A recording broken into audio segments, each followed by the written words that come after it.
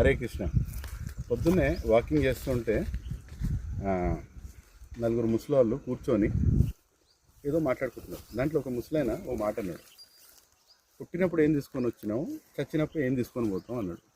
చాలామంది ఓహో ఎంత బాగా చెప్పారండి, పుట్టినప్పుడు ఏం తీసుకొని రాలేదు, చనిపోయేటప్పుడు ఏం తీసుకొని వెళ్ళాము అని చెప్పేసి. హరే కృష్ణ.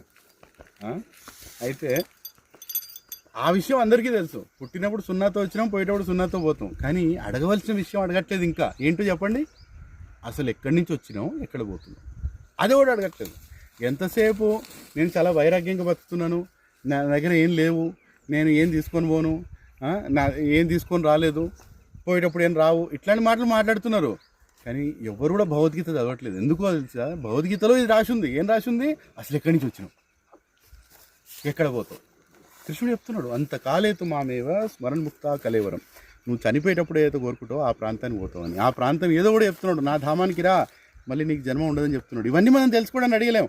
ఎంతసేపు డైలాగులు చెప్తాం, ఏది ఏం లేకుండా వచ్చినా ఏం లేకుండా పోతున్నావు అని చెప్తాం. మళ్ళీ అన్ని ల్యాండ్లు, విల్లాలు, అన్ని రకాల ఆశలు పెట్టుకుంటాం. కానీ బయటకు మాత్రం ఇట్లాంటి మాట చెప్తాం. కానీ ఎక్కడ పోవాలనో తెలియదు, ఎక్కడి నుంచి వచ్చినో తెలియదు.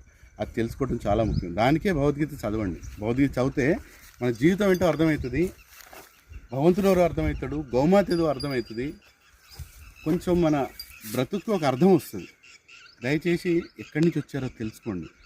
బహునాం జన్మనామ అంటే జ్ఞానవాన్ మాం ప్రపద్యతే సర్వై వాసుదేవ సర్వైతి స మహాత్మాసు దుర్లభ. కృష్ణుడు చెప్తున్నాడు భగవద్గీతలో.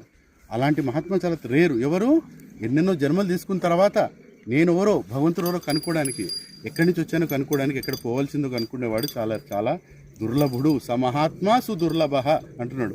ఆ మహాత్మ మీరు కావడానికి ప్రయత్నించండి. మనందరి లోపల ఆ స్తోమిత ఉంది, ఆ తెలివి ఉన్నది. కానీ మనం తెలివి పనికిమాల విషయాల్లో ఉపయోగిస్తున్నాం. ల్యాండ్ కొనాలి, అమెరికా పోవాలి, డాలర్లు కాపాడాలి, ఈ మ్యూచువల్ ఫండ్లో పెట్టాలి, ఇవన్నీ కూడా టెంపరీ. వీటి మీద ఆలోచిస్తున్నాం. నా పిల్లలు బాగుపడాలి, చదువులు బాగుండాలి, సొసైటీలో పేరు ఉండాలి, ఇవన్నీ ఆలోచిస్తున్నాం. కానీ చావు వస్తున్నది, ఎక్కడ పోతామో తెలియదు. మళ్ళీ ఏం తీసుకొని వచ్చినాం, ఏం తీసుకొని పోతాం. ఈ విషయం అందరూ తెలుసండి. ఎక్కడ పోవాలన్నది తెలుసుకోండి. అది భగవద్గీత. హరే కృష్ణ.